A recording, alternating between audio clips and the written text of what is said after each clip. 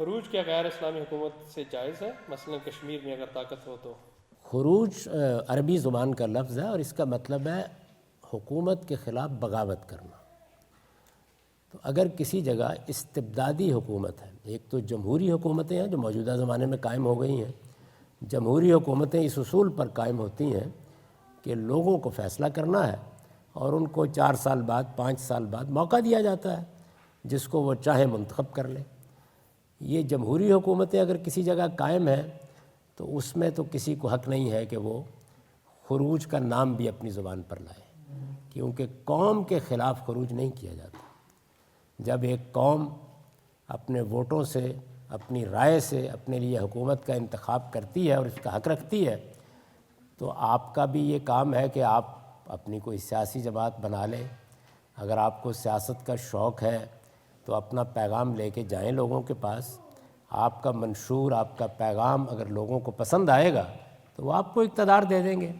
لیکن اگر کسی جگہ استبدادی حکومت ہو، یعنی جمہوری نظام نہ ہو بلکہ کوئی خاندان، کوئی طبقہ وہ بندوق کے زور پر قبضہ کر کے کسی ملک کا نظم و نسق چلا رہا ہو، تو اس میں بغاوت جائز ہوتی ہے، بغاوت کرنا۔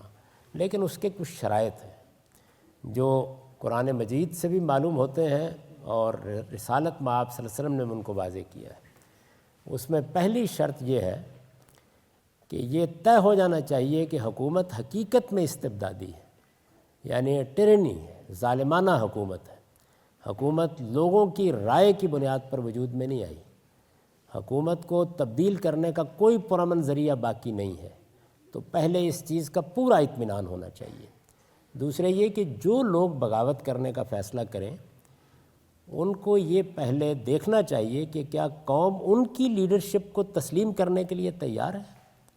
اس کا ان کے ضمیر سے سوال کر کے ان کو اطمینان کرنا چاہیے، اور یہ اطمینان نظر آنا چاہیے کہ فی الواقع ایک استبدادی نظام میں کوئی بادشاہت ہے، کوئی آمر ہے، اور اس میں لوگ کسی دوسرے کو اپنا رہنما سمجھتے ہیں۔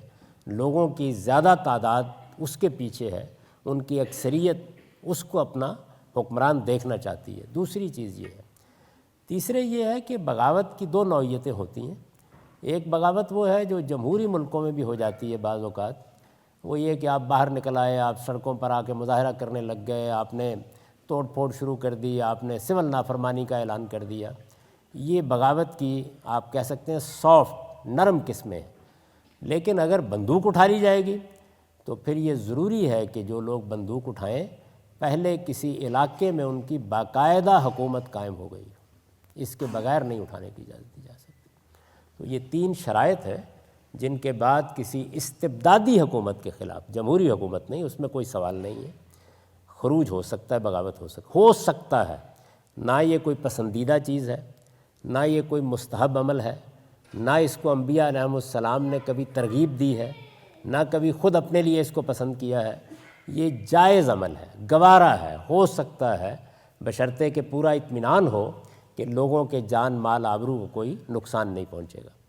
ہو سکتا ہے، جائز ہے۔ اللہ کے پیغمبروں نے ہمارے سامنے کیا نمونہ پیش کیا ہے؟ انہوں نے پرامن جدوجہد کا نمونہ پیش کیا ہے، یعنی کسی حال میں انسانوں کی جان مال آبرو کو کوئی نقصان نہ پہنچنے دیا جائے۔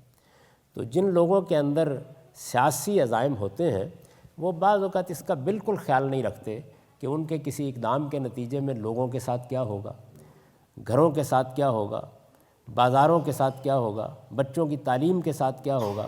بعض اوقات اس طرح کے لوگوں کی طالع آزمائی کے نتیجے میں پوری قومیں تباہ ہو جاتی ہیں اور بالکل بربادی کا سامان معاشروں میں پیدا ہو جاتا ہے۔ آپ دیکھ سکتے ہیں ہمارے زمانے میں بھی بعض جگہوں پر جن لوگوں نے اس طرح کا معاملہ کیا، وہ اگرچہ بظاہر یہ کہا جاتا ہے کہ وہ ہیرو بن گئے ہیں، انہوں نے بغاوت کر دی ہے، لیکن حقیقت میں وہ قوم کے دشمن ہوتے ہیں۔ پوری قوم کو، پورے ملک کو کھنڈر بنا کے رکھ دیا جاتا ہے، اور پھر صدیوں قومیں پیچھے چلی جاتی ہیں اس طرح کے اقدامات کے نتیجے میں۔ تو اس وجہ سے نہ پیغمبروں نے کبھی اس کو پسند کیا، اور جہاں تک ہمارے جلیل القدر علماء کا تعلق ہے انہوں نے بھی کم و بیش اس بات پر اتفاق کر لیا پچھلی 13-14 صدیوں میں کہ اس کا ارتکاب نہیں کرنا چاہیے۔ جو بھی جدوجہد کرنی ہے وہ پرامن طریقے سے، پرامن ذرائع سے، سیاسی طریقوں سے کرنی چاہیے، اور میرے نزدیک یہی چیز ٹھیک ہے۔